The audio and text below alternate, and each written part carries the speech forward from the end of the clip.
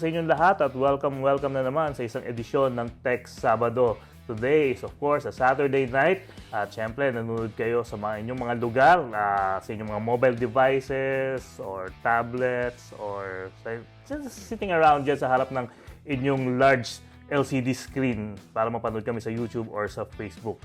Jing Garcia po ng techsabado.com and of course the Manila Times. Again, every Saturday po tayo, 8 to 9 p.m. ng gabi.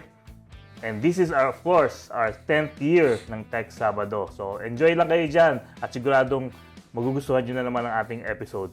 At papakilala ko na ngayon ang ating mga kasama dito for over 10 years. Walang iba kundi ang aking mga partners in crime sa social media. Unahin ko na ang aking matagal ko na kasama sa IT industry when it comes to tech journalism. Walang iba kundi si Attorney Melvin Calibag po. Magandang gabi ulit po sa inyong lahat. Nandito po tayo ngayon sa Jesuit Communications sa JESCOM office or building dito sa may Ateneo de Manila University.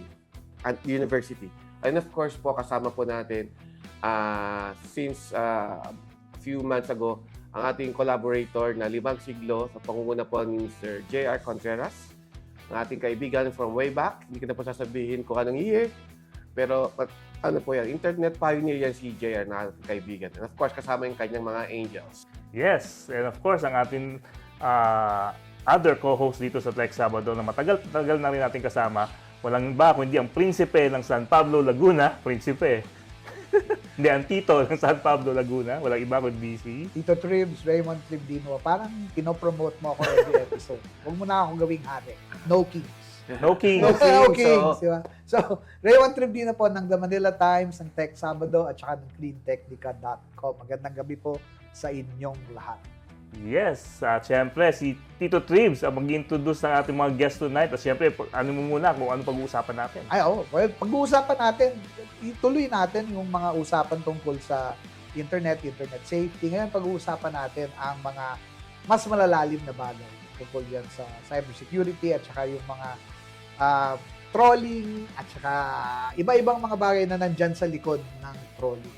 So, tama-tama, kasama po natin ngayong gabi, dalawa, ang ating kasama, si Dominic Ligot, isang AI ethics expert, cybersecurity. Siya ang founder ng Zerolytics at AI and Data Ethics PH. And he also chairs the AI Ethics Safety at the Philippine AI Business Association. Katulong po siya ang lead ng Project Sparta, na nag-co-author ng Graduate Analytics Program sa University of Asia and the Pacific. Doc Ligos, magandang gabi po. Good evening sa lahat ng nakikinig. Thank you for having me again. Yes. Naman suki tayo sa Tech Sabado. Yes, yun ang nakalimutan ko sabihin. So, itong dalawang kasama natin dito, suki natin to sa Tech Doon pa sa Sabado. studio pa. Sa studio pa, sa News 5. Yeah. Correct. Ang isa pa nating suki, si Carlos Naz Nazareno. Si Naz, matagal na pong nasa Tech Sabado, ilang beses na natin nakakasama. Siya po ay sumusulat din para sa News Bites, contributor ng mga storyang nakakaantig. Security. Siya yung security writer ng News. Correct. Siya ay isang media specialist at isang digital rights activist. Marami ho siyang ipaparinig at ipapaalam sa atin ngayon. Siya rin po ay director ng rightsofdemocracy.net.ph. Naz, magandang gabi. Hello, good evening lahat. Happy to be here Again. again. And again. Especially during the time pandemic, si Nas, parati natin nakakasama yan Correct. sa Tech Sabado. Nami-miss ko lang yung background ni Naz na medyo space. Kasi Cyberpunk. Oo, cyberpunk. Ibang klase rin yung trip nito ni Anna sa mga ano, no? Minsan nasa ano pa siya, parang spaceship or something. Oo, space. Hanggang pinupush niya talaga yung limits ng Zoom yung mga panahon na yun. The limits of Zoom. Okay, Tito Dribs, go! Well, kanina, uumpisahan ko yung kwentuhan natin sa kwentuhang pizza. Kasi doon sa lamesa, marami tayong napapag-usapan, di ba? So, una kong ibabagsak na tanong ay tungkol sa trolling. Bigyan lang natin ng definition para sa audience natin. Ano ba talaga yung trolling? Maikli lang. Ano ba talaga? Ano ba yan? Masama ba yan? Mabuti ba yan? Bakit may mga nagko-troll para sa mga mabubuting advocacy, meron din nagtotroll dun sa mga hindi. So how do we define it? Naz? Well, torn ako dyan eh. Kasi nung unang panahon, yung trolling hindi pa ganun kasama. Okay. Medyo harmless fun Okay. siya eh. Yung nangaasar ka lang ng tao. Pero Pero ngayon, may troll talaga na yung sa Norway ba yan? O sa Yung Scandinavia? oh, yung- Scandinavian trolls, yung mga yung monster. Nakatayo yung buhok. Okay. So, ngayon, pag sinabi mong trolling sa internet, nagiging malisyoso na. So, yun yung paggamit ng inauthentic accounts para magkalat ng mga agenda or mangharas ng mga tao. Dok, ikaw? For me, ang trolling, it started out as a behavior online. No? You're on a chat room, bulletin board system. Ikaw yung troll, kung ikaw yung may term din na flaming eh. Flaming, They kind of go together. Ngayon, may pagkaganon pa rin, pero I think yung pwede natin pag-usapan ngayon is mukhang meron ng organized type of trolling na ginagawa. Ito ba yung same as troll farm na tinatawag? Troll farms Okay. is the operation.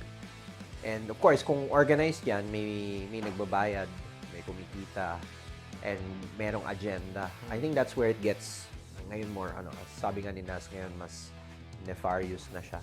And it's used for PR, pwede rin, but it's also used for politics. And sa social media, maraming nadadala. Kunyari, pag sinabing nagva-viral ang isang post, kasi maraming nagla-like, maraming nag-share. So related din dyan yung mga click farms, Okay. mga nag-share ng accounts. So in a way, parang manufactured behavior na siya. Yun yung parang kinagagalawan niya ngayon, yung trolling. Is this a phenomena sa social media right now? I would believe na it started in social media, yung ganitong type of behavior. Kasi dati, pag sinabi mong PR, traditional PR, tri-media yan, di ba? You put out some press that's so release, true. TV, or interviews. That also happen. Kunyari, you're on a podcast, pwedeng may PR element yon. Pero ito kasi parang pinalalabas mo, organic siya. Pero actually, organized talaga siya. So, it's a form of astroturfing. Okay. Mm. Okay. So, maganda yung sinabi na pinalalabas mo na organic siya. Kasi, pag bumalik tayo naman, many eons ago with propaganda. Yes. For example, the propaganda of Hitler, the propaganda of Marcos Sr. Di ba? So, ganun din. Meron din siyang behavior na ang pinaka naaalala ko lang dati dyan kasi I was involved in that. I was a young kid.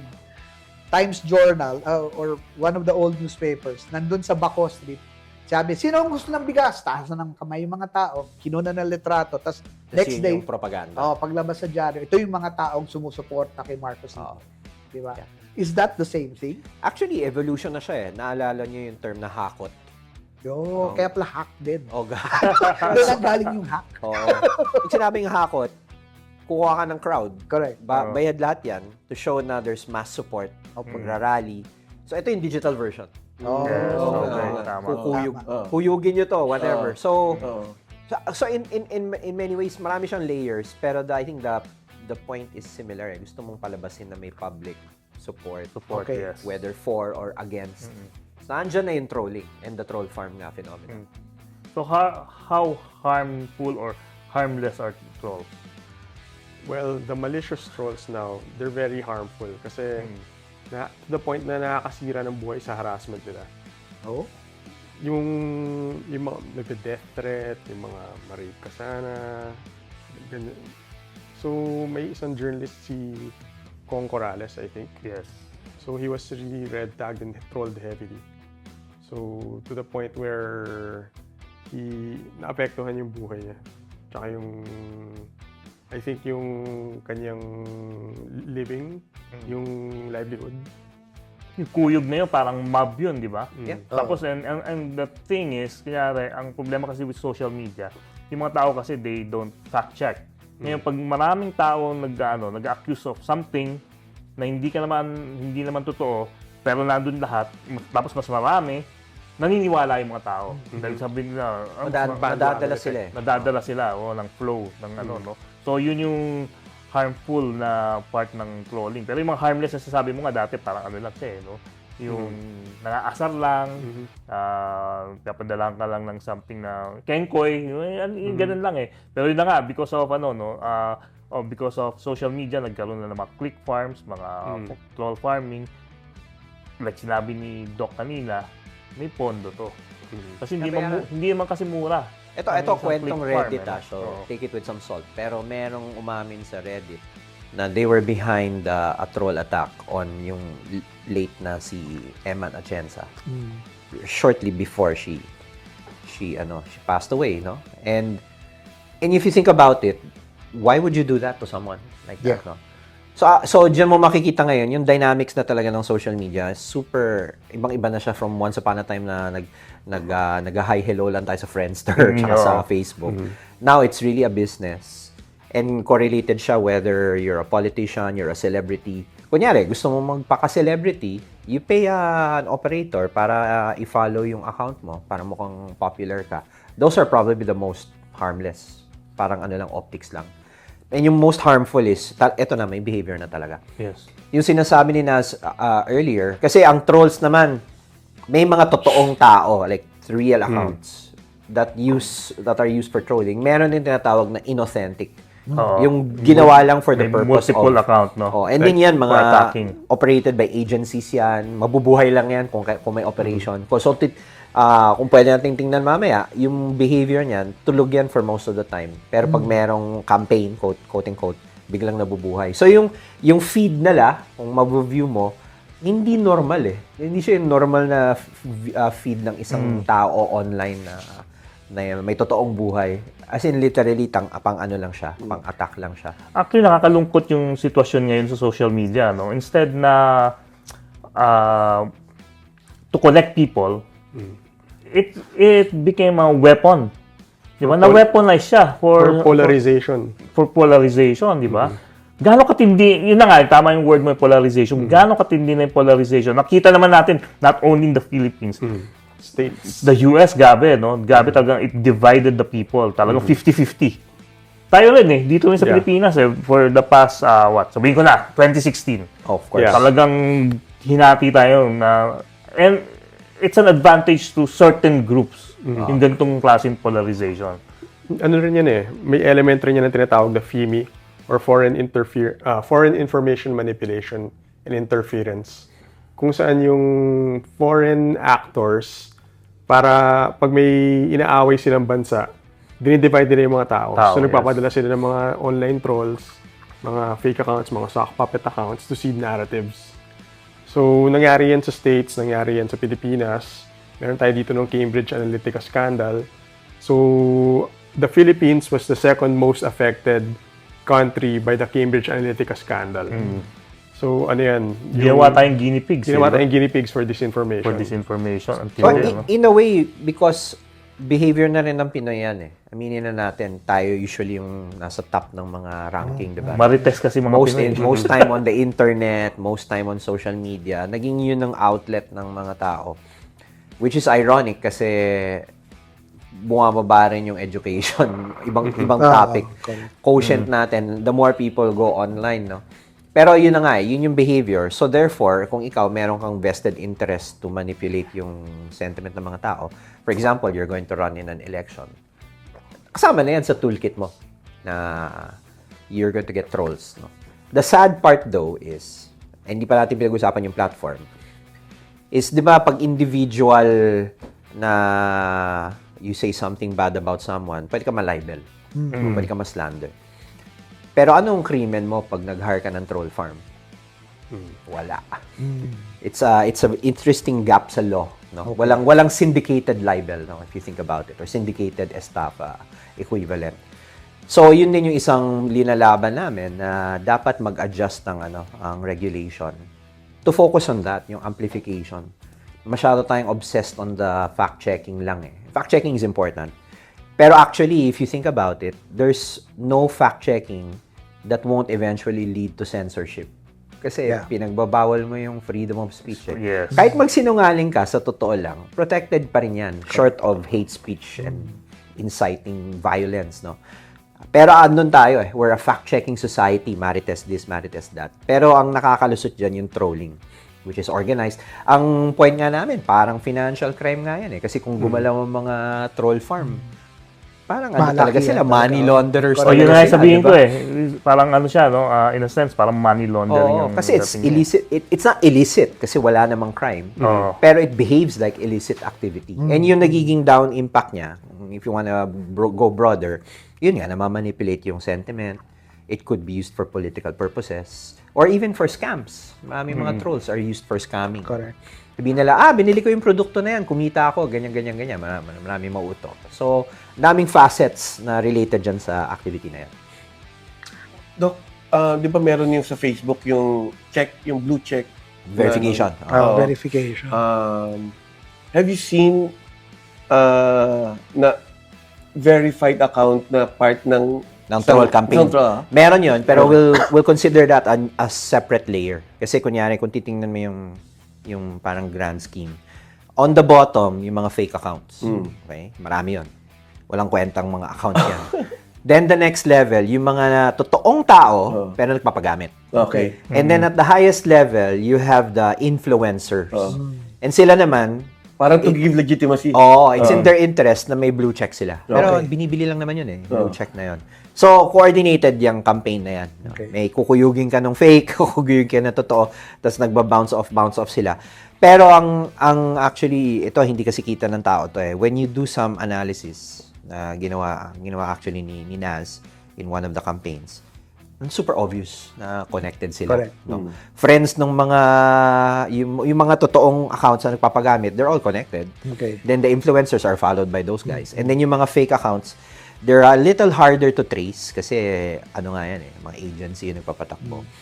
Pero later, malalaman mo, kunyari nga, kung totoo yung kwento sa Reddit, that's actually quite a prominent agency, yung inamin yan. I work for this agency, and they work for some other politician. Okay. May isa pang level sa taas, which are the PR agencies. They're known as the architects of network disinformation. The Or a highest small boutique. Sila na PR. yung highest nung Yeah, ano, sila yung food chain. papatakbo ng campaign.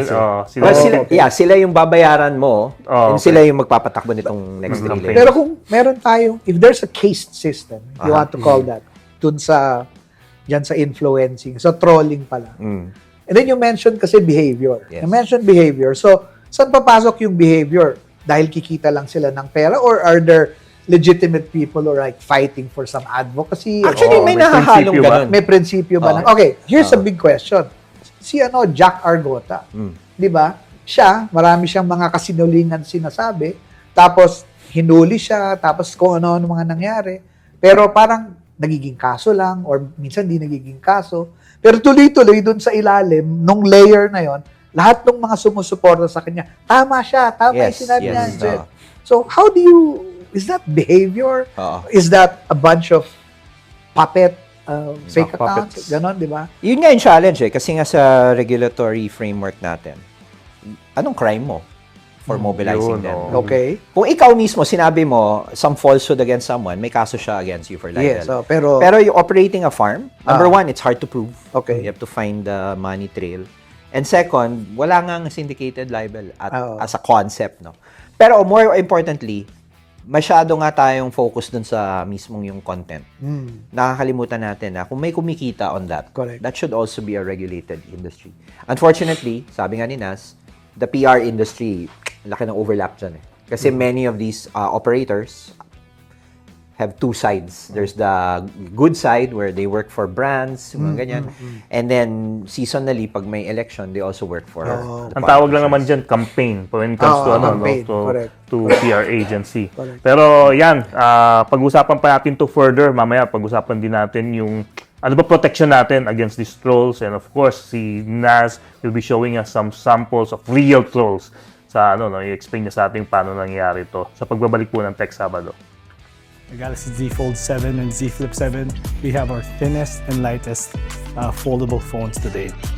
The integration of Galaxy AI to our foldables it's a game changer. The Z Fold 7 is the thinnest and lightest fold, and it's also now equipped with One UI 8 and Android 16, which allows us to really take full advantage of this hardware and the new design. And with the Galaxy Z Flip 7, it now comes with a 4.1-inch flex window. So it is now the most compact AI device to date. With Photo Assist within our foldables, Right now, you can do things with the photos and images you've taken.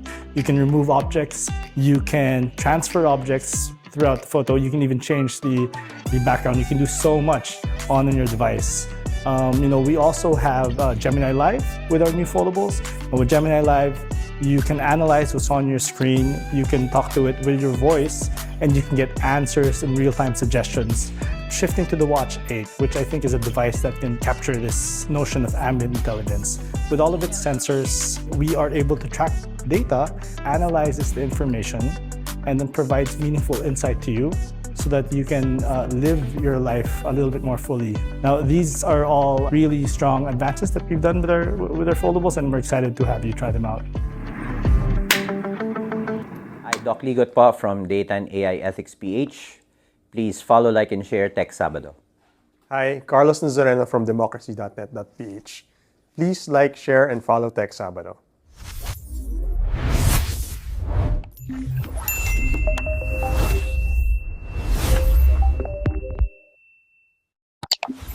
Okay, we're back pa rin dito sa Tech Sabado. Naging very interesting na itong usapan natin when it comes to social media. And of course, yung topic kanina, trolling.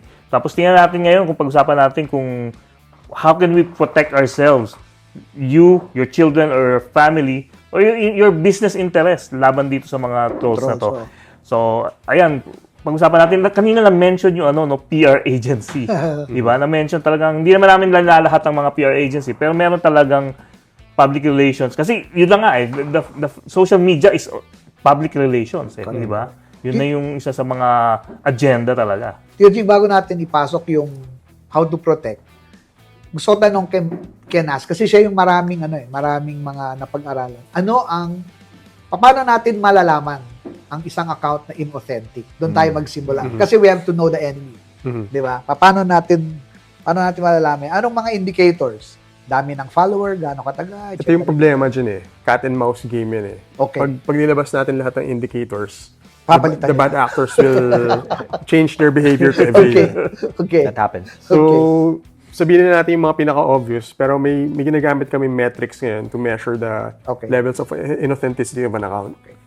So, The obvious ones, pag sobrang konti yung friends. Okay. So, ang Filipino, maraming text capital of the world tayo before, di ba? Tapos ngayon, one of the top 3 social media users in the world. Maraming friends sa mga Pilipino. Pag sobrang konti, pag nakita mo, sabihin natin, 2, 3. 20 lang yung friends. Yun, masyadong obvious na yun. Tapos post ng post, tapos halos wala kang audience. May anomalya dun. Okay. Isa pa is kung konti yung yung original photos. Okay. Kunyari, pag tinignan mo yung profile, tapos puro AI, puro nature photo, etc. Kulang yung mga personal photos. Correct. Isang indicator din yan. Kung nakalock yung profile. Nakalock yung profile. It's a red flag. It doesn't mean that it's a troll account. But we consider it a red flag that will elevate the likelihood of it being a troll account. Okay. Isang characteristic pala ng pag nakalock ang profile mo sa Facebook, you cannot make your post Public. Public. Ganun pa yun. I didn't know that. Kasi si Atty. Romel Bagares, meron siyang shinare about, very interesting. Meron siyang shinare about, nakita siyang, court pleading na final sa Singapore, asking that i-hold si Jose Rizal sa Singapore. Kasi he was on his way back to Manila after being arrested, no? So, sabi ko, ano mo yan? Share mo. I-share mo yan. Nakalock ako kaya hindi mo share sa So, yun pala yan. So, anyway, just a tidbit. Yung importante kasi yung privacy . So, hindi porket locked yung account, troll na or sock puppet account na. Kasi ako, kung tutuusin, medyo trolly yung account ko. Kasi very private person ako. So, pag tinignan mo, halos lockdown yung account ko. Tapos, yung photos ko medyo still me, but it's a bit obscured. Hindi ka naman troll. Yun nga yung unfair dun Hindi ako troll. Yun nga yung unfair na nakikita ko dun . Panay ang tira ng tao na yun sa'yo, tapos pag, hindi mo siya matira kasi lock yung account niya. Di ba? Hindi mo siya masagot or yun. I think you can cut it further eh. Kasi tama nga si Attorney Melvin. If your profile is locked down, hindi ka maka-public post. Pero meron talaga mga accounts na ang purpose nila ay mag-post. So hindi naka-private yon. May mga ibang accounts naman, yung naka-private, usually sila naman yung nagko-comment. So hanapin mo ngayon yung structure na to. The one thing na hindi pa natin nababanggit, may role yung platform dyan eh. So, yung platform, kunyari, a Facebook or a TikTok, magre-react yung algorithm pag may nagte-trend. Correct. So, part yan sa intention mo of manufacturing yung virality. Na, kahit may 10 lang dyan na nag-share, titirahin na ng FB yan, ikakalat na niya, depending on the content. So, yun din yung isang, I think, hindi pa natin masyadong mapulis. Kasi nga, kumbaga, black box yung algorithm ng social media. How do we ensure na yung nagtitrend, hindi yung mga ganyang messages? Medyo pa siya, debate pa siya. Kasi you'll need the platforms to cooperate. Na pwede ba sila ma-audit or pwede ba magka-takedown? And then even on the takedowns, mas marami pang nangyayaring takedown na actually false positive eh. As in legit na tao, may sinabi. Sila pa yung mati-takedown. Pero yung mga trolls, hindi sila nadadali. Like the community standards na napaka-vague, di ba, sa Facebook eh. And speaking of platforms tayo sa Philippines kasi, focus tayo masyado sa Facebook. Kasi yun ang isa sa top natin social media platform. Pero sa ibang country, I'm sure iba yung platform sa pagtatalunan nila. Ako nga ngayon, give up na ako sa X, sa Twitter. Wala na. X, wala ka sa States. Bumagsak na. Wala na ako, bumigay, talagang give up na ako. Kaso, itong mga ino-offer ng mga bago, hindi ka rin hindi mo rin ma-expand. Hindi ka rin makaporma kasi Blue Sky. ang konti lang ng interaction mo doon sa ibang like Blue Sky, Threads, mga rin. May bias yung algorithm. Like on X, for example, magpo-post ako about, artificial intelligence. Walang makakakita. Nakikita mo yung impressions ang baba. Magpo-post ako anything na magre-reklamo about the government. Kunyari, meron nga isang nag-viral na image na parang tayo yata yung pinakamataas na in-increase ng diesel price. I think more than 100%. Yung mga ibang 10-20%. Pinost ko lang yun. Pucha, nag-viral. No. So in a way, ini-encourage din ng platform yung certain types of behavior. And then kung ikaw, operator ka, ano mo yun, you'll take advantage of that phenomena. Balikan ko lang sandali bago ko makalimutan. I think pa-flash to sa screen. So, dun sa sock puppet accounts, isang malaking indicator pag nakakita ka ng cluster nila, yung creation dates pare-pareho. Oh, Yun yung Obvious masyado. Yun yung nakita namin yes. sa investigation namin with Melvin sa News Bites. Kasi may isang troll farm na umatake sa post ng billionaire.com. Tapos yun yung tungkol sa flinote yung idea ng billionaire na baka ang susunod na papalit daw na secretary sa DICT si Lasherda. Lasherda. So may nag-post na pare-pareho yung messaging sinasabi na fake news yan, ganyan-ganyan. Tapos pag tinignan mo, yung pag-post nila, within the span of a minute, 3 posts. So within the span of 5 to 10 minutes, naka 15 posts na sunod-sunod talaga. So, coordinated sila. Tapos, pag tinignan mo yung profiles nila, yung isang batch, 2 batches of troll accounts. One of the batches, 5 lang hanggang 7 yung total posts na visible. Tapos, yung iba, walang cover photo. So, mukhang hindi trinabaho ng gusto. So, itong mga low quality na sock puppet accounts. Low quality na operator kung sino man nag-hire niyan. So, hindi natin alam kung sinadyang low quality or what. Tapos, yung isa pang batch naman, mas trinabaho yung friends nila marami-rami. Kasi itong isa, konti lang yung friends. Yung second batch ng troll attacks, yung sinasabi naman na messaging is parang may ginagawa naman si maayos Secretary. naman yung pagpatakbo niya ni Secretary Aguda. Bakit siya papalitan? So, bakit siya papalitan? Pag tinignan mo naman, pag scrollan mo, may isa silang common na pinopost na isang e-casino app. So, mga kliyente nila yun. Okay. So, common shared posts, ganun. Actually, I don't want to encourage it, pero if you look for mass account creation, may mga services na ganun. As in, you pay them and they'll make tons of accounts for you on all the platforms. So, it's a commercial enterprise, no?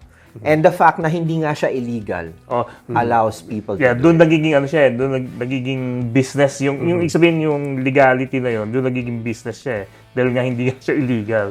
Tapos kwento mo nga sa amin yung nangyari sa PCIJ at yung state-sponsored cyber attack sa kanila. Yeah, so nung February 2025, yung Chinese Embassy of Manila, naggumawa sila ng post attacking PCIJ. And the journalist, yung investigative journalist, si Regine Cabato. Kasi si Regine Cabato, gumawa siya ng magandang explainer on what to look for to see na minamanipulate ka ng Chinese propaganda. So, gumawa siya ng easy to digest for the public na Super explainer. Tapos, parang shinare yung post niya ni Rear Tariela. Admiral J. Tariela. ng Philippine Coast Guard. Yeah, Oh. spokesperson ng West Philippine Sea. Tapos, mukhang na-trigger si Chinese Embassy. Feeling namin dahil maganda yung explainer ni Regine. So, in-attack niya ngayon si PCIJ. Sabi niya, funder niyo pala si National Endowment for Democracy. Hindi niyo si Ned. So, CIA puppet kayo dahil Ned ang founder niyo. Ganyan. Tapos, ang weird doon, pinost ng Chinese Embassy close to midnight. Parang 11:34 p.m. or thereabouts. Yeah. Tapos sunod-sunod, may mga influencer of a particular political faction na aligned din sa PRC narratives. Nirepost nila yung post ng Chinese Embassy. Okay. Tapos nag-viral siya. Ang laki na reach. Yung total niya as of now, umabot siya ng 700 comments and 1.3 thousand shares. Tapos, ayun, the next day, nagbumanata naman si Chinese Embassy Manila. Tapos, they did it 3 or 4 more times. So, February 26, March 3, March 11, March 19. Tapos, March 23, minention nila ulit yung PCIJ. Talaga hindi nila tinantanan. Tapos, buti na nag-rally yung international and local community ng journalists and rights groups to defend PCIJ. Pero yung interesting thing doon, so gumawa kami ng investigation, democracy.net.ph. Tapos nakita namin na halos 20% ng accounts sa sinample namin were likely inauthentic based on measurements and indicators na pinatakbo namin yung accounts. Indicated ba kung saan siya based yung mga accounts na yun? Hindi. Or Ang makakita lang yata nun is Facebook via IP addresses. Wala Okay. kami access dun eh. So, but do you context, may suspect kayo na it's a state-sponsored or just a local, we really can't tell. Pero may sinususpecha kami na foreign accounts kasi yung English nila barok. Pati yung Filipino gumagamit Parang pa ng translated Filipino. mukhang machine translated. Meron pang diacritics, yung symbol sa taas ng letters. na hindi naman ganun ang Walang gumagamit ng ganun sa modern na Pilipino. Yes. Yeah, pero the interesting thing pa about that is, embassy yung nag-attack. Yeah. That is so abnormal. Normally, meron kang mga alagad na, Undiplomatic. actually, yun ang pinagtataka namin. So far, hindi pa siya escalated as a diplomatic incident. Yeah, yun yung gusto kong tanungin. What was the government's reaction to that? Well, this incident? is actually public knowledge na sumulat ang PCIJ sa DFA. And Okay. nag-reply naman yung DFA, pero very muted. Okay, we'll monitor the situation, ganyan-ganyan. It's so weird kasi if you think about it, kunyari, nung yung naputulan ng daliri sa West Philippine Sea dahil nagka-encuentro with China, that was all over the news. Ito parang wala. That's one. And then second, yun nga sinasabi ni Nas, naghalo yung local at saka China. Yung nag-amplify kasi, mga local influencers. Local no? influencers. So naging parang partisan siya na geopolitical, which is very very interesting mix, no, na ganun yun. Ito yung interesting thing. So after the first attack, kinall out ng PCIJ yung influencers na nag-amplify ng attacks. After that, hindi na nila in-amplify. Siguro mga 1 or 2 of them na lang yung nag-amplify sa succeeding attacks. Tapos yung engagement tsaka spread nung succeeding attacks, ang liit na lang compared dun sa Okay. Kasi yung mga unang amplifier, nasa hundreds of thousands yung followers nila. Ang biro nga namin, baka one time lang yung budget. Hindi siya sustained campaign. Meron bang known influencer na medyo kilala natin? Or? Kilala yan. Name and shame na. Game. Name and shame ba? Ayoko mapaaway, baka dumugin ako eh. So, I'll do it. It's DDS influencers. Okay. DDS. Tasot was there. Mark Lopez was there. Okay. Kaya nga, we found it strange.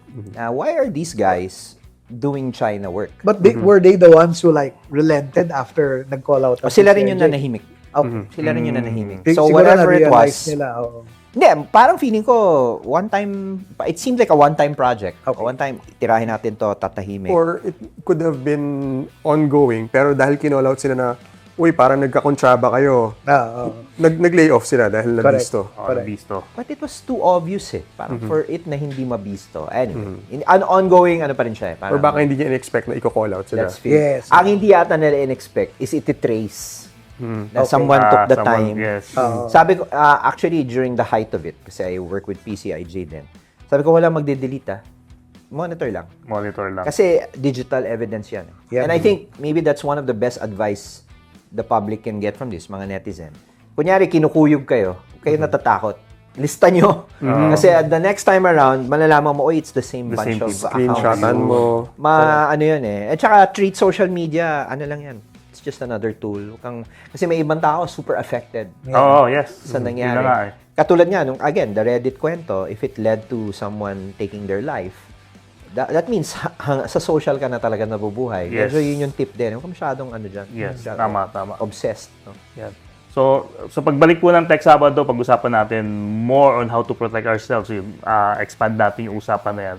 Dahil hindi na po biro kasi yung mga nangyayari sa social media ngayon. Okay?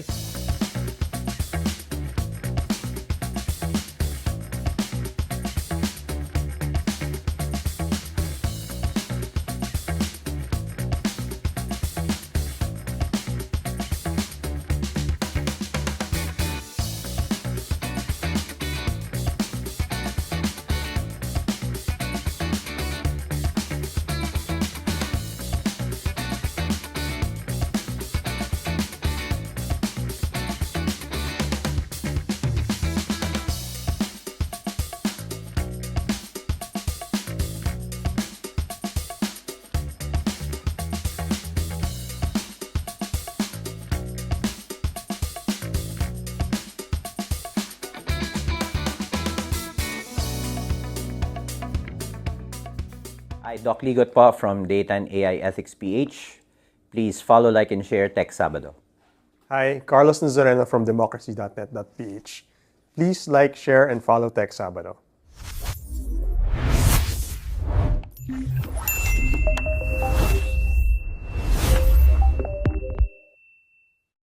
Okay, we're back dito sa Tech Sabado and of course, kasama pa rin natin si Doc Ligot and Naz Nazareno. Pag-uusapan pa rin natin itong mga nuances sa social media na nangyayari ngayon na medyo talagang nakakatakot na, to the level na nakakatakot. Instead na yung previous usapan natin before na instead of just connecting people for the good, minsan ito na nga, like sinabi mo kanina, pushing some people to take their lives.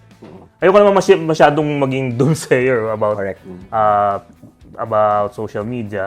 Pero let's take it na how do we protect people, ourselves, especially the kids. Kaya nga meron lang ang clamor na the minors, di ba? Isa pang issue maganda pag-usapan yan na i-ban yung mga minors sa social media. So ano ba pwede natin gawin? What's the balancing act? Well, first of all, you should be of the mindset and be aware that there are information operations that are happening on social media. So, lagay mo sa ulo mo na minamanipula ka ng mga tao at ng mga algorithm. So, pag nasa mindset ka na yon, mas madedepensa mo yung sarili mo. Na alam mong yun nilalangoyan mo, may mga pating. So, kunyari, pag may messaging, imbes na maniniwala ka agad, magkiklik ka, suriin mo muna kung totoo ba talaga yan. Itong tumatama dun sa puso ko tsaka sa gut ko na parang sobrang napapareact ako, totoo ba yan? Check ko muna sa ibang website kung totoo yung news na yan o fake news. Yung ganong klaseng bagay. Pero sa ibang tao kasi, for the typical social media user, parang mabigat pa yung lalo yung sinabi mong minamanipula ka, di ba? Parang for them, parang Hindi ka tanggap-tanggap. ano ba yan? Ano ba yan? Posible naman na yan ang nangyayari sa akin. Nawawalan ako ng agency. Tapos medyo bigyan mo ng context. Ano ba yung algorithm yan? Ba't parati ko narinig yan? Explain natin sa mga nakikinig sa atin. So, ang algorithm ay proseso sa computer programming or computer science. Set of instructions siya. In terms of social media, siya yung nagpapatakbo ng kung ano yung makikita, kung anong papakita dun sa wall mo, sa feed mo. at kung ano yung ida-down rank, i-up rank, kung ano yung mas makikita mo, ano mas hindi mo makikita. So yan yung pinaglalaroan ng mga trolls na para yung messaging nila mas makita. So gagamit sila ng click farm, engagement farm, dudumugin nila yung post para tumaas yung mga likes, para umakit sa algorithm at mas makita ng mga tao. Siguro as a baseline, people kasi minsan, you forget, ang purpose ng social media is for marketing. Yan yung kinikita nila, ads, no? And para gumana yung marketing na yan, syempre, kinuha lang nila yung traditional tri-media marketing and brought it to the digital domain with AI, no? May AI yan. So ano ibig sabihin nun? Para mag-trend yung ad mo, hahanapin ngayon ng platform, kanino ko ba ipapakita to? So, if it's an ad about shoes, papakita niya sa mga mahilig sa shoes. So, wag magtaka yung mga tao. Kunyari, yung kaibigan mo, may bagong rubber shoes, linike mo, Ayun di na ba yun. suddenly Puro meron ads ka kang na ng ads shoes. ng rubber shoes. So, yan yung base. Yes. Ngayon, on the flip side, that same mechanism can be used for PR and politics. Andiyan, nagkakagulo ngayon. Kasi, yan yung isa sa pinaka-viral na content eh. Religion and politics. Talagang ano ka dyan eh. You're gonna be so parang passionate about it. Which is good kung maganda naman yung yung purpose. Pero it's bad kung nagiging divisive. So in a way, masasabi natin yung polarization, di ba? May word na polarization. Kasama yan sa features ng social media as an algorithm. Talagang gusto nilang pinaghihiwalay-hiwalay yung mga tao para ma-target na lang ng tama. Mas madali target, no? Mas madali target. Kasi itong grupo na to is purely for whatever, for sneakers. Itong grupo na to, purely for Duterte. Ito, for Marcos. So, it's easy to do. Yun yung ginagawa ng Cambridge Analytica. And Cambridge is only one of Many. hundreds of thousands of agencies. Sila lang yung nahuli. Malaki pera dyan eh. Kasi nga, hindi naman illegal. Yun pa, Yun, no? ang ano There's no law that will stop you from doing it. Na ngayon, kung ikaw operator ka, you want to make money, first and foremost, kailangan magaling ka rin magdala niyan, yung algorithm, yung sentiment. So, kasama na yung trolling sa sa toolkit mo. Which is, at the end of the day, viral marketing, 100%, di ba? Digital marketing, may pagka-trolling din yung na yan eh, yung practice na yan, di ba? Pero ito, you're gonna go as far as attacking people, maligning them, and then you're using fake accounts. Ayan na. Again, there's no law that punishes that. So, yeah, sige. Do these troll farms use AI to spread disinformation or fake news or to make their posts authentic? Well, tumatalino din kasi yung platforms. So, dati usong-uso yung tinatawag nating copy pasta. Paste. Pare. Pag ginawa mo yun ngayon sa Facebook, malamang mababan ka na ginawa mo yun. So, anong sagot doon? AI. So, I have a main message, create 10 versions of it, blast. So, in a way, naging mas efficient yung content creation mo. Which, again, from the good marketer's perspective, is great. Kasi, hindi ko na nga kailangan ng copywriter. Isa na lang tao yan, and then 20 yan. Alam mo, mukhang Facebook mismo meron ng ganun. If you put an ad sa Facebook, sila mismo gagawa ng variation. Ng mga ibang variation eh. Baka they're just paying Facebook for that. Well, Di kaya? some of them are paying Facebook. Pero kasi Facebook's also very strict about political ads eh. You have to disclose if you are running ads on social issues, ganyan. So may What if you don't disclose? Kung hindi ka mag-disclose, good luck. Kung ma-detect ka, mababan yung ad account mo. So, ang sagot mo doon, back to semi-mano-mano. Na gumagawa ka rin ng variation. Yung isang agency na na-detect ng OpenAI, which is pro-admin naman, yung agency na yun, na-detect sila ng OpenAI na they were using the free ChatGPT to create mga trolling messages. So, kasama na yung AI as a part of the toolkit. So yung sa Billionaire channel na post na dinubog ng trolls, nakita natin yun dyan eh. Yung messaging nila pare-pareho, pero variations yung actual wording. Yeah. Okay. Tsaka I've actually been in touch with actual operators. Kasama sa SOP yan. So, sinong target mo? Ano yung mga main narratives mo? Yung skill na lang ng mga tao sa baba, kung kailan ipopost, ano yung diskarte. Siyempre, may mga iba nagsispecialize din. May mga grupo-grupo din sila. O, sige, bigay mo yan sa amin. I can guarantee you X number of posts per day. Basta bigyan mo lang kami ng mga beats, tawag nila, and then sila yung gagawa. So, it is a very professionalized commercial industry. Parang AI and social media is a bad mix. Kasi especially now, no, napansin ko sa mga social media platforms, particularly Facebook, yung AI slap is very entertaining, di ba? Entertaining. Pero eventually, di ba, mag-evolve yan into something else. Hulog na hulog ka sa yung mga cats na cute na ginawa sa AI, tapos mamaya iba na yung messaging sa'yo. May ganung style din eh. Di ba kanina napag-usapan natin yung mass account creation. Meron din sinasabing seeding. Meaning, patatakbuhin mo muna sila as real people. Yeah. Which is So, a PR term. post ka ng mga cats and dogs for maybe a year. May iba dyan, long game yan. Para ma-hook. O para ma-hook at saka wala ka na sa red list ng Facebook. Oo. Kasi pag lumusot ka na sa average age, i-assume na ng Facebook account na yan. Low risk na yan. And then later, flip. Gagamitin mo na sila Tawag for... dyan pre-positioned assets. Ayun. Okay. And So, can you imagine the amount of money Reposition needed. assets. Yeah, Yeah. ginagawa rin yan sa Facebook groups and pages. Yes. Yun nga yung sasabihin ko eh. Doon Meron muna pa yung gano'n di ba? binibenta rin na Facebook groups. Biglang magpapalit, magiging political Yes, bigla oo. after nag-grow ng audience. Can you imagine Yes. yung patience to build that? Yeah. Takes months, years, money. Kaya big business talaga siya. It's really big business. And then yung mga kliyente naman, willing to pay. Kunyari, gusto kong ilubog tong taong to. Pay, how much? Ganyan. How long? No? Magkano naman kinikita ng mga On the average. You know what? The numbers vary widely. May narinig ako on the low end, if you wanna do like a 1-week campaign, minimum 100,000. Parang ganun. Okay. That's on the low end. May iba, millions for a month. I guess it depends na lang yata. Sabi nga ni Nas, may mga high quality, may mga low quality. Bahala ka na lang pumili ng operator mo. Batay sa budget. So bakit kung magpo-post ka lang, kikita ka ng, say, 1,000, 2,000? That's a for big deal. That's a isang big deal. araw. Remember Sa ng kanila. election, nagkaroon ng focus sa social media na ang strategy, don't focus on the big numbers. Focus ka doon sa may mga maliliit na numbers na influencers. Yung mga, Long Yung mga nano influencer. nano. That's also because nag-a-adjust din si Facebook eh.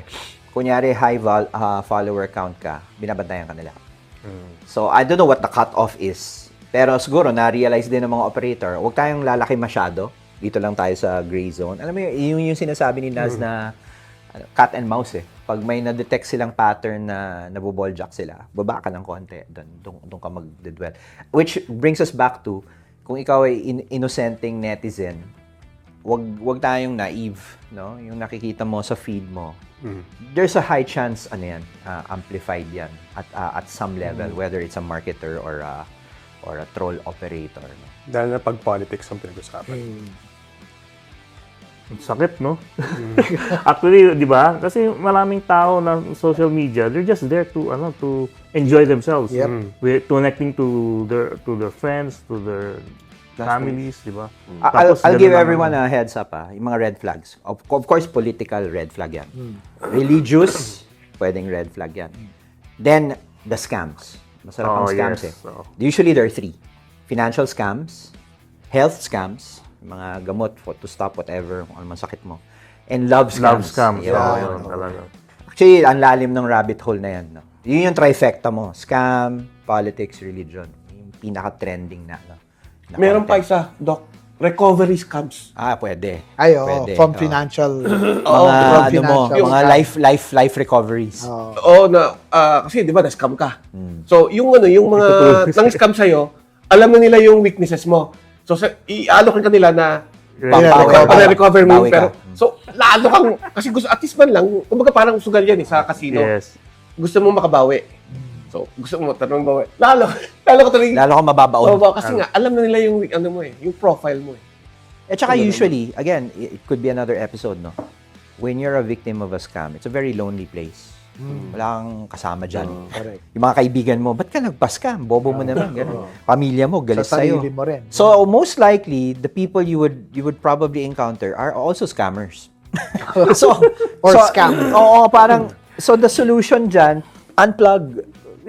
Tago ka Akala ko muna. magbubuo tayo ng So, scam you count society. it as loss, parang gano'n na. Oo. Yan mo na siya. Eat it. Off the grid ka. Off the grid yun na yata yung safest May place mga, eh, no? you're Off the talking about grid. recovery scam, may mga therapist, scammer din. Okay, are you recovering from heartache, ganyan-ganyan, babayaran mo. Wala.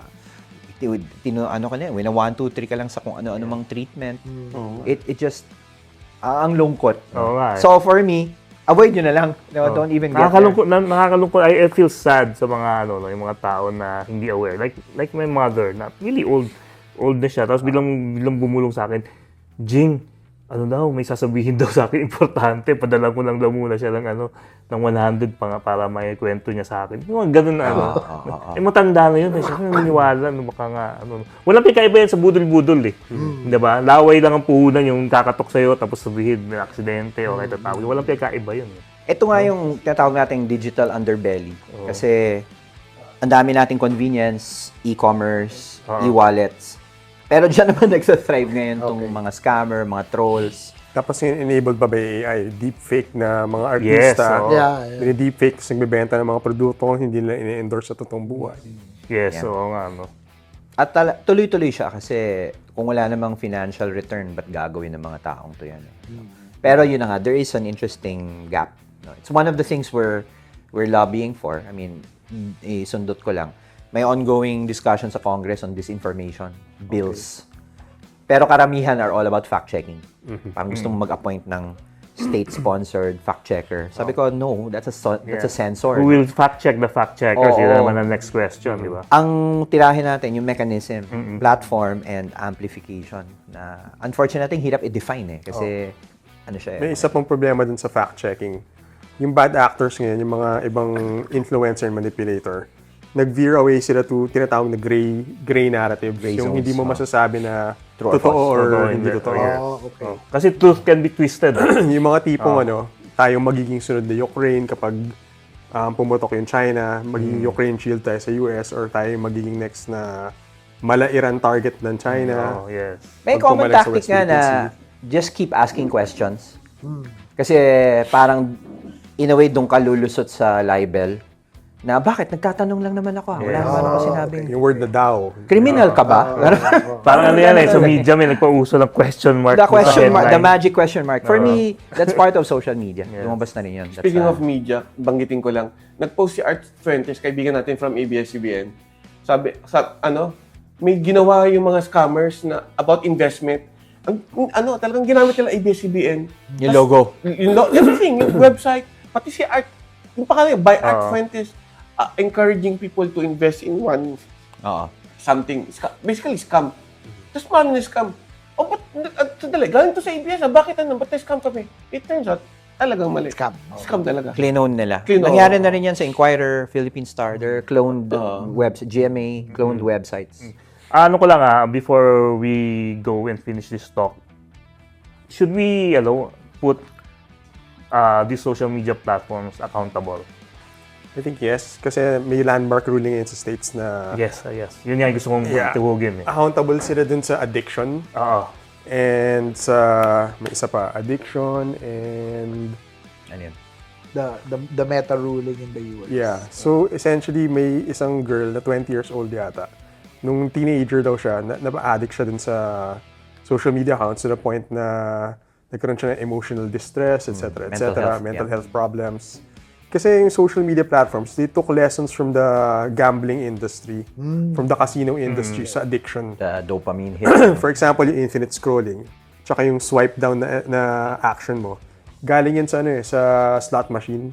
Yes. When you pull the arm, tapos you keep pulling, magre-refresh para mag-dopamine hits ka. You feel good about it. Lagi may new information. Kunyari, It's really meant to be addicted addictive. ka sa posting kasi Yeah. occasionally nagtitrend. Palagi ka na nagpo-post, no? Parang gusto mong may... Tapos magagalit ka Ngayon nga scroll eh, di ba? Oo, magagalit ka Doom kung scrolling like, ngayon eh. Kung hindi linike ng mga kaibigan mo, yung post mo, parang feeling mo Parang, trinidor ka. yes. Ayun, you know, Sa mental problem. I think naging issue yata sa US with the Digital Millennium Act ba yun? DMCA. Yun na, kasi protected kasi yung mga platforms for... yung Section 230, Oo. yung platform shield. Kasi I don't think it Platform applies lang to, naman sila. it shouldn't apply Wala pang anymore. social media masyado. Yeah, Yung nung time ginawa na yun, wala pang oo. social media masyado. Pero yung difference nun, between then and now, yung social media is governed by algorithms yung nakikita mo sa feed mo. So they're now acting as editors who are curating your feed. Hindi na sila dumb pipes. So in my opinion, They have they now have Publishers. responsibility as publishers. As publishers. Kasi naging issue yan eh. Nung sa interaction ako, that was a big issue. Ano, publishers ba sila o hindi? Parati sinasabi ng hindi platform lang kami. Yun ang parating defense sa mga social media They're no- platform. they're We're no just longer, we're just messaging platform. Wala kami pakialam sa content. They're no longer dumb pipes. Yes, They're so- now publishers. And because of amplification, masasabi natin, if you encounter fake news, malamang it's because of paid activity na yan. Hindi na yan yung random And na of course, the nag-viral. algorithm that governs most platforms now. Medyo nalulungkot rin ako ngayon. Yung mga traditional na hoaxes na all in good, clean fun. Mga Ngayon, satire, wala na. Mga satire. Ngayon, fake news na siya eh. Oh, yeah. correct. Yun na nga, Hindi mo na imbis pwede pagtawanan eh. Pwede ka na ma-libel for it, ma-fake news. Kaya nga nung April Fool's Day, wala na masyado. Oo, kasi nga, araw-araw it's April Fool's Day sa ano eh, sa mundo. Sa mundo. Yun. Yun. big joke, you know? Okay. Every day is April Fool's. Yes. The new normal. The new normal. Okay. Bago tayo bago tayo kumalas, bigyan natin sila ng a few seconds to tell people yung how to handle themselves on Social media. Any platforms na nandun sila. Let's start with you, Naz. Bigyan mo sila ng dire warning. Trust no one. Ika nga sa X-Files. Hindi. Bantayan mo lagi nakikita mo sa feed mo at sa social media. Kasi hindi lagi totoo yan. At madalas na ngayon, may nag-a-attempt mag-manipulate sa'yo. Doc? For me, the best solution is make sure hindi dependent yung buhay mo sa social. Yun lang talaga eh. Kasi alam mong toxic na siya. Correct. So, limit. And I think ngayon, talagang, kasi lahat automated, lahat AI, lahat fake accounts.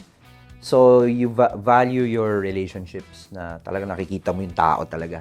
Totoo to. Ganda nun. no? Unfortunately, convenient eh. Paupo Oh, ka yes. lang and you and minsan yung akala mong kilala mo, iba na pala yung Kausap mo. nagpapatakbo ng account.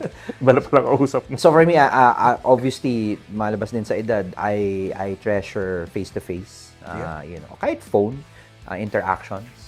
And then just keep social as, parang at bay. Huwag mo masyadong ini-embrace. Unfortunately, it's hard to do. Okay. Okay. Thank you. And with that, we'd like to thank our host for tonight, Dominic Doc Ligot, and of course, Carlos Nazareno.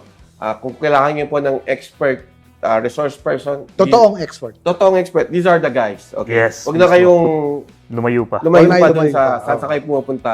Mga kaibigan natin sa media. No? Ayun.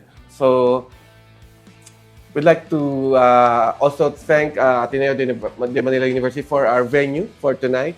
And of course, ating collaborators, Limang Siglo led by J.R. Contreras and his angels. Ako po si Melvin Kalimag ng newsbites.ph. Kita-kita ulit tayo next week. Tito Tribs. Magandang gabi po at maraming salamat sa lahat. Raymond Tribdino po ng The Manila Times, Tech Sabado at ng cleantechnica.com. This will be my digital hygiene tip for today. Pupulutin ko lang po yung sinabi ni Doc Ligot, have a life. It's not on social media. Maraming salamat po. Tito Jimmy. Okay, Jing Garcia po ng techsabado.com and of course, The Manila Times. Bukas po, Sunday and Business IT sa Manila Times. Huwag niyo pong kalimutan. Andun po ating mga columnists, sila Miss Janet Toral, Miss Noemi Dado, and of course, Tony Maghirang. So maraming salamat po. Until next week, Tech Sabado po. This is Jing Garcia of The Manila Times and techsabado.com. Please like, share, and subscribe, and follow Tech Sabado. This is Melvin Kalimag of newsbites.ph and Tech Sabado. Please like, share, subscribe, and follow Tech Sabado. This is Raymond Tribdino of The Manila Times, Tech Sabado, and cleantechnica.com. Please like, share, subscribe, and follow Tech Sabado.